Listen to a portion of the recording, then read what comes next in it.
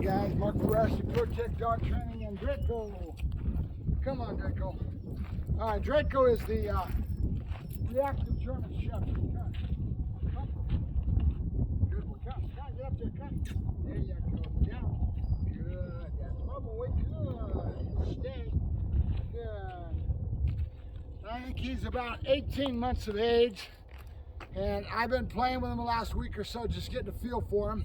And I was trying to find out if we're going to keep him for a month or am I going to keep him for a couple months. And I'm going to go ahead and keep him for a couple months because I've got a peg on his problem overall, the reactivity.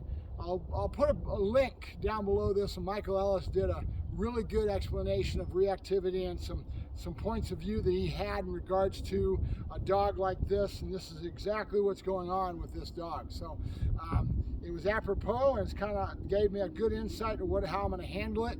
I would have handled it very similar anyway, but at the same time, Michael's a world of knowledge of how he explains things and how he puts things forward will help you guys in understanding a reactive dog, right?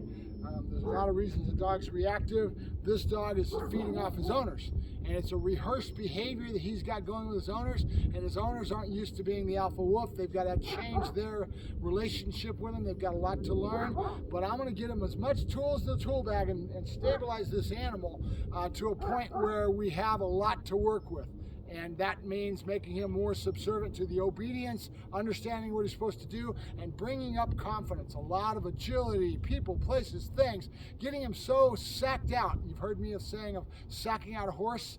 That's the same thing we're going to be doing him. So confident. I've been already out in public, and he's kind of very insecure and nervous about outside areas. We're going to sack him out so much that he's oblivious to the outside environment and just has a lot more confidence. With that will come the overall solution, right? Then the biggest solution is the owners on the backside and their relationship with him, changing pattern, breaking pattern. He's been rehearsing this behavior, so he's been doing it again and again, and that rehearsal of behavior has created a dopamine dump in his head that is almost like a high, like an addiction, like Michael is explaining on this video. And so we've got to break that pattern, break where that dog's head's at within that environment. By me taking the dog out of his environment, changing everything he knows and getting him into what he's supposed to be doing, bringing up confidence, that's our best chance of helping this dog when he gets back home. But keep in mind, if the owners don't get off the couch, they don't put the work in to help us on the backside, you're pissing your money away because the dog will revert right back to that same behavior. I used to have an old video I was talking about Arrow where I talked about behaviors being a lot like the vinyl record, and that old needle wanting to track that record, you got to scratch it, and that needle wants to go back to that same problem, that same scratch in the record, and it wants to travel back. We can counter condition, we can polish it out, we can do all kinds of work with the animal, but that needle is going to have a tendency to want to track back to it, okay? And Michael said it in a different way, but it was the same kind of a thing.